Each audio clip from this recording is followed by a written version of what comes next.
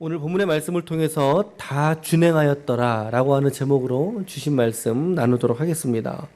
우리가 6장을 전체를 읽었는데 좀 이렇게 좀 단락별로 나눠서 해설을 쭉 해나가 보면 하나님께서 엊그저께 4장 말미에 4장에 가인의 후손을 이제 이야기를 했죠. 가인의 후손을 언급을 하고 가인의 후손들을 면면히 살펴보니까 인류 문명의 각 조상들이 가인에게서 등장을 했습니다. 보니까 무슨 조상 그랬죠. 그것은 우리가 조금 더 생각해 볼 문제라고 생각이 됩니다. 가인의 족보 이후에 가인의 후손과 완벽하게 대조를 시키듯이 마치 어제 본문 5장에서 보니까 아담의 후손도 등장을 시켰습니다. 아담과 셋과 그리고 에노스로 쭉 이어지면서 노아까지 등장을 합니다. 10대의 족보가 기록이 되어져 있어요. 이렇게 이제 족보를 써 내려간 끝에 닿아져 있던 인물은 노아입니다. 노아는 500세 된 후에 셈과 함과 야벳을 낳았더라. 이렇게 끝나고 있어요. 그리고 이제 6장 1절에 보니까 사람이 땅 위에 번성하기 시작할 때 그들에게서 딸들이 나니 이렇게 되어 있죠. 그래서 2절 말씀에 이어보면 하나님의 아들들이 사람의 딸들의 아름다움을 보고 자기들이 좋아하는 모든 여자를 아내로 삼는지라 이렇게 되어 있어요. 여기서 우리는 이런 생각해 볼 수 있죠. 여기서 지금 하나님의 아들들하고 사람의 딸들하고 나누고 있어요. 이 하나님의 아들들이 사람의 딸들과 같이 혼인했다, 결혼했다라고 했을 때 과연 누구냐는 거죠. 사람의 아들은 누구냐? 그리고 하나님의 아들은 누구냐? 그리고 사람의 딸들은 누구냐라고 했을 때 이것을 명쾌하게 누구다라고 이렇게 주장할 수 있는 근거가 좀 빈약합니다. 성경에서 이제 정확하게 말하고 있지 않으니까 단지 우리가 좀 추론을 할 수 있을 따름인데 우리가 이거 좀 새벽이니까 저희 묵상에서 이렇게 전 생각을 해봤어요. 6장은 곧 이제 사람들이 섞여서 죄를 짓는 일들을 보게 되거든요. 그러니까 노아의 방주에 들어갔던 8명을 제외한 모든 사람들은 다 죄를 지었던 사람들이에요. 죄가 관영했던 사람들이에요. 이따 말씀드리겠지만 사실 노아만 빼고죠. 함과 셈과 야벳 그리고 그들의 아내들 그리고 자신의 아내에 이르기까지 그 7명에 대한 평가는 성경에 없어요. 단지 노아만이 하나님과 동행하였고 당대의 의인이었다. 그러니까는 그 시대 속에 오직 노아만이 의인이었다면 나머지 사람들은 전부 다 죄인이었다. 그럼 결국에 이 하나님의 아들들과 그리고 사람의 딸들은 서로가 이렇게 교차적으로 결혼을 한 거라고 볼 수 있지 않습니까? 그렇다면 하나님의 아들은 누구를 말할까요? 여러분들은 누구를 말한다고 생각하세요? 저는 어제 보았던 족보, 즉 다시 말하면 아담과 셋과 에노스로 이어진 계통의 자녀들은 하나님의 아들들로 저는 묵상이 됐고 그 사람의 딸들이라고 해서 사람은 누굴까요? 그렇죠. 가인의 자손들. 이거를 성경이 하나님의 아들은 아담과 셋으로 이어지는 구속사적인 족보에 있는 사람들의 후손들을 이제 하나님의 아들들로 본 것이고, 그리고 이제 가인의 자손들은 성경에도 보니까 가인의 자손들이 예능이나 기술적으로 보니까 분명히 셋의 자손들보다는 더 우월한 모습으로 묘사되잖아요. 그러니까 사람의 딸들이 어떻게 했어요? 예쁘기도 누가 더 예쁘겠어요? 그러면 사람의 딸들 아니겠습니까? 가인의 딸들이 더 아름다웠을 수 있다는 거죠. 그런 논리를 이제 적용을 하자면 제 생각이에요. 제 생각이에요. 그러니까 하나님의 아들은 셋의 후손이고 사람의 딸들이란 말은 가인의 후손들을 말하지 않을까라는 생각에 이르게 된다는 거죠. 결국에 여러분 가인의 자손이든 셋의 자손이든 사실은 전부가 다 노아의 가족 8명을 제외하고는 모두가 다 홍수 심판 때에 다 죽게 됩니다. 그렇죠? 여러분 홍수 사건이 지역적인 사건일까요? 아니면 지구적인 전체의 사건일까요? 여러분 어떻게 믿으세요? 이것이 그 당시에 있었던 고대 근동에 있었던 에덴을 주위로 한 그런 지역적인 사건일까요? 아니면 전 지구적인 사건일까요? 이것은 그렇죠. 전 지구적인 사건이라는 거죠. 우리가 이것을 아주 분명하게 가져야 돼요. 왜냐하면 많은 사람들이 홍수 사건을 말하면서 빗대면서 홍수 사건은 지역적인 사건이다. 아주 지역적으로 일어난 일부 나라에 있었던 사건이다라고 말한다는 거죠. 근데 우리가 이런 대목을 묵상할 때 유익한 주제가 뭐냐면 창조신학 같은 거예요. 창조신학. 요새 근래 김명현 교수라고 하는 인물이 있어요. 여러분 검색해 보세요. 유튜브에 김명현 교수님 창조신학 강의를 하시는 분이신데 그분이 재료공학과 교수셨어요. 그 출신이셔요. 그래서 아주 객관적인 사실에 의한 진리를 돌출해내는데 아주 은사가 있는 분이에요. 그 성경에 있는 말씀들이 정말 사실이냐라고 하는 것들을 접근하고 파고 들어가다 보니까 사실이구나라고 하는 거를 이분이 깨닫게 됐거든요. 자기들이 당신이 깨달은 그 진리들을 그래서 이제 과학적인 어떤 논리적인 것들을 가지고 지금 설명해 주는 사역을 하고 계세요. 너무 강의가 귀하더라고요. 지난번에 뭐 예수님의 생애를 추론했던 거라든가 전부 다 제가 근래 듣고 있는 그분에게서 들었던 이야기들을 전달해 드리는 건데요. 한번 들어보시길 바라요. 홍수는 지구상의 전 인류에게 일어난 사건이다라고 분명히 우리는 믿을 수 있다는 거죠. 믿어야 된다는 거죠. 그 당시 그러면 여러분 홍수 사건이 있었을 때 그 당시에 온 세계 지구에 있었던 인구의 숫자는 몇 명이었을까요? 요거 생각해 본 적 있으세요? 몇 명쯤이었을까요? 한번 그냥 편하게 대답해 보세요. 자, 신집사님, 몇 명쯤이었을까요? 몇만 명? 몇만 명? 네, 오케이. 권사님, 조 권사님, 몇 명이 살고 있었을까요? 그 당시에 그냥 쉽게 그냥 본인 생각에. 잘 모르시겠어요? 사모님. 저렇게 대답을 회피하는. 한번 들어보세요. 노아가 탄생했을 때가 아담의 창조 이후 몇 년이 지난 후에 노아가 태어났을까요? 우리 엊그저께 올려놓은 거에 보면 500세를 살았던 거고 노아가 태어났을 때의 연도가 아담 창조한 이후로 약 1100년이 흐른답니다. 예. 아담이 몇 년 살았어요? 930세 살았잖아요. 그러니까 노아가 태어나기 바로 100년 전에 아담이 죽었어요. 제가 지난번에도 한번 이 노아에 관한 이야기를 할 때 연대를 잠깐 말씀드렸잖아요. 그러니까는 이미 노아가 태어났을 때는 세상이 창조된 이후로, 그러니까 아담이 창조된 이후로 약 1000년이 지난 뒤에요, 여러분. 바로 엊그제 일이 아니에요. 1000년 사이에 어간이 지난 거예요. 그러니까 이걸 계산한 사람이 있어요. 그러니까 그 김명현 교수가 이걸 계산을 했어요. 인구 증가율로 추론해본 노아 당시의 인구 숫자가 최소한 놀라지 마세요. 13억. 여러분 1000년이 지났다니까요.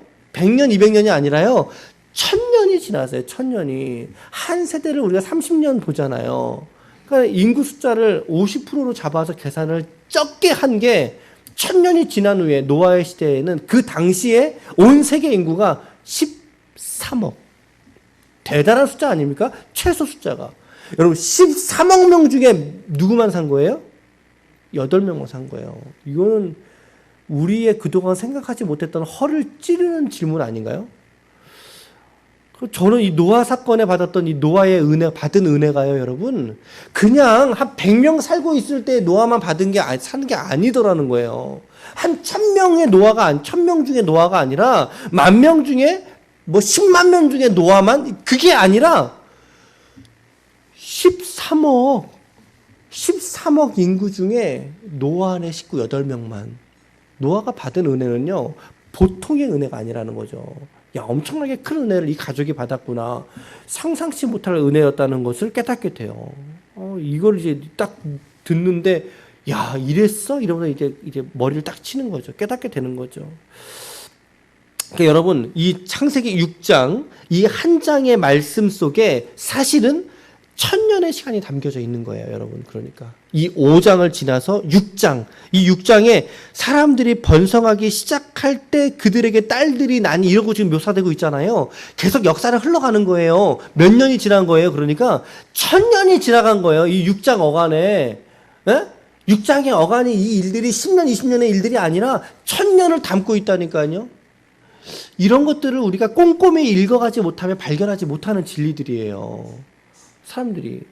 그냥 스쳐서, 요렇게 됐단다. 요랬네. 이러고 지나가니까 이런 것들을 더 깊이 있게 묵상하지 못하는 거죠.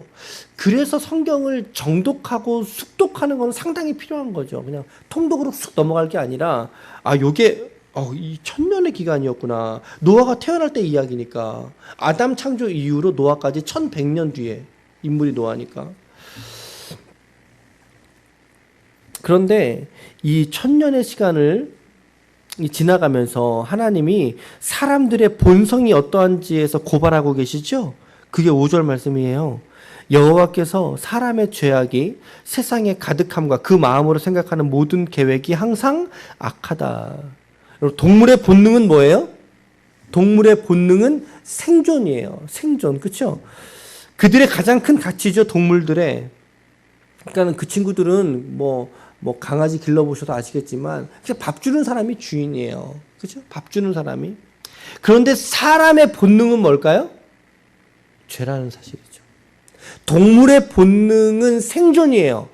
살기 위한 거죠. 그러나 사람의 본능은 아니요, 살기 위한 걸 더 뛰어넘죠.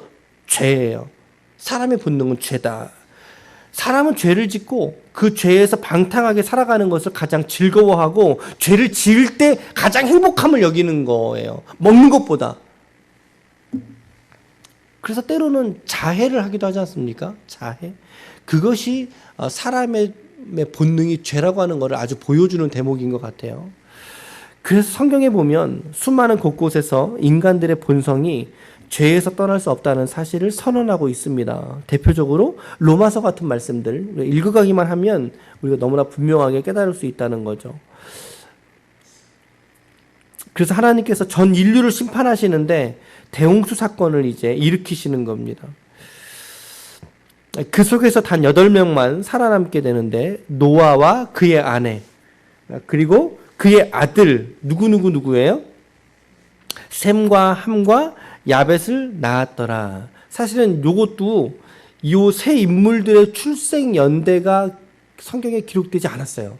그러니까 셈, 함, 야벳이 새 쌍둥이인지 아니면 그저 셈이 맏형이고 함과 야벳이 막내인지 이거에 대해서 우리는 늘상 생각 없이 그냥 이게 그 형제인데 세 명이 서열이 있는 형제 이렇게 생각을 했던 것 뿐이에요. 근데 그렇지 않아요. 성경의 기록은 각각을 순서대로 기록한 게 아니에요. 그래서 이 세 쌍둥이를 말하는 건지 아니면은 이런 것도 이제 성경에 정확하게 기록이 되어져 있지는 않다. 우리가 그냥 들어왔던 대로 그냥 당연히 셈이 맏형이고 함이 둘째고 야벳이 막내일 거야. 그저 추론에 의한 거를 우리가 진리로 그동안 우리가 알고 있었더라는 거죠.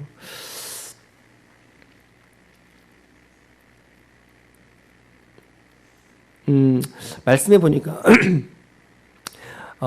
노아로 인해서 그 나머지 7명이 살아남게 되지 않습니까? 저는 오늘 여러분들의 가정에도 이와 같은 은혜가 가족들에게 전달되고 생명으로 드러났으면 좋겠어요. 예, 그렇죠. 여러분들의 신앙과 여러분들의 믿음을 통해서 가족이 구원되는 역사가 있기를 축복합니다. 그렇죠. 노아의 믿음 때문에 그의 주변의 가족들이 구원받은 거예요, 이게. 그들의 믿음이 아니라 노아 때문에. 오늘 여러분들에게 이 노아의 가족처럼 말이죠. 방주의 크기가 얼마나다고 말해요? 하나님이 일일이 그거 다 알려주시죠? 15절 말씀 보세요. 15절에 보면 그 길이가 300규빗, 너비가 50규빗, 높이가 30규빗 이렇게 돼 있어요. 한 규빗의 길이가 몇 센치라고 말씀드렸죠? 45에서 50cm, 팔꿈치에서부터 손끝까지 사람마다 다르니까 그러니까 편하게 50cm로 계산해 보면요. 길이가 30규빗이니까 150m입니다. 길이가 150m. 그리고 너비는요. 너비는 약 그렇죠. 25 해서 25m. 그리고 높이는요. 30규빗이니까 355 해서 15m 정도가 되는 거예요. 이 크기는 이렇게 생각하시면 좋아요. 축구장의 길이보다 조금 더 길어요. 축구장의 길이보다 조금 더 길고 너비는 축구장의 3분의 1만 해요. 3분의 1. 3분의 1만 하다. 이 정도 이해하시면 될 것 같아요. 상당히 큰 구조물이죠. 위에서부터 한 규빗 50cm 정도가 되는 창을 내게 했고요. 문은 옆으로 내는데 상중하 3층으로. 그러니까 아마 이 노아의 방주 안의 구조도 3개층으로 구성이 된 것 같아요. 이윽고 방주가 다 지어지게 됩니다. 그리고 나서 22절 마지막 절에 보니까 마지막 절 같이 한번 읽어볼게요. 시작. 노아가 그와 같이 하여 하나님이 자기에게 명하신 대로 다 준행하였더라. 성경은 이렇게 성경은 마치게 됩니다. 오늘 읽은 말씀. 우리가 여러 가지 질문할 수 있어요. 여기에도 난제가 하나 있죠. 네피림이라고 하는 사람이 있었다. 4절 말씀에 당시의 땅에는 네피림이 있었고 누구냐는 거죠 이게. 우리는 잘 몰라요. 정확하지 않아요. 우리는 단지 추론할 따름이죠. 이런 여러 가지의 또 사람의 딸들과 하나님의 아들들은 누구냐 이런 것들도 난제에 속하단 말이죠. 여러 가지 묵상들을 이 한 장의 말씀에서 우리가 좀 드러낼 수 있는데 우리가 몇 가지 실천 가능한 적용들을 짧게 해본다면 이렇게 말씀드릴 수 있을 것 같아요. 첫째, 죄인으로 태어나서 죄인으로 죽는 것이 모든 사람의 피할 수 없는 운명이다. 죄의 결과이다. 오늘날 우리가 너무나 죄인이라는 사실이죠. 그러니까 우리의 의로움에 도취되지 말고 겸손하게 하나님께 우리가 오늘도 주님 내가 오늘 죄인입니다 라고 고백할 수 있어야 된다는 거예요. 구원받은 죄인이 있고 구원받지 못한 죄인이 있는 것 따름이죠. 오늘 우리는 구원받은 죄인이다. 겸손함으로 하나님께 고백할 수 있기를 바라고요. 두 번째는 나의 믿음과 신앙으로 하나님께서 우리 가정과 가족을 구원하셨으면 좋겠다 라고 하는 믿음이 우리에게 있었다면 좋겠다는 거죠. 뭐라 그랬어요? 주 예수를 믿으라. 그리하면 너와 내 집이. 그렇죠. 구원은 반드시 한 개인으로 시작해서 그 가정 공동체까지 파급되는 그러한 영적인 영향력이 있다라고 성경이 말하는 거예요. 그것이 너와 내 집이 구원을 받으리라. 한 사람의 구원으로 말미암아, 회심으로 말미암아. 오늘 여러분들이 그 한 사람의 복음에 생명되고 통로가 될 수 있기를 축복합니다. 여러분들을 통해서 구원받는 역사가 있기를 바라요. 세 번째는 세상이 아무리 어두워도 하나님은 그 속에서 이 세상을 비춰낼 빛과 같은 사람들, 그들을 준비하신다라는 거죠. 오늘 우리 교회가 세상을 비추어낼 수 있는 구원의 방주의 사명을 감당할 수 있기를 축복합니다. 그렇죠? 우리 기쁨의 교회가 그런 그래서 교회 이름도 방주 교회들이 많이 있죠. 그렇죠? 이 세상에서 구원해내는 방주, 여기에만 탑승하면 하나님께서 구원하신다라고 하는 믿음이 이제 적용이 된 거죠. 네 번째, 이 땅에서의 삶을 우리가 소비적으로 살 것이 아니라 사명에 붙들려서 살아가자라는 거예요. 그 땅의 수많은 사람들은 12억 9,999만 그 사람들은요 다 소비적으로 살던 사람들이에요. 왜? 죄를 위해 살고 있었으니까. 죄라고 하는 단어 자체가 상당히 소비적인 거죠. 그렇죠? 자기의 정력을 소비하고 생각을 소비하고 죄를 소비하면서 살았던 사람들이죠. 그런데 그 중에 사명을 위하여 살았던 사람이 단 한 사람이 있었어요. 그 사람이 누구예요? 바로 노아예요. 그리고 노아와 나머지 7 가족들이겠죠. 22절에 다 준행하였다라고 말씀하고 있어요. 방주의 사명을 끝까지 완수해낸 노아를 성경이 이렇게 평가하고 있는 거죠. 물론 하나님이 노아가 없어도 이렇게 하셨을 수 있어요.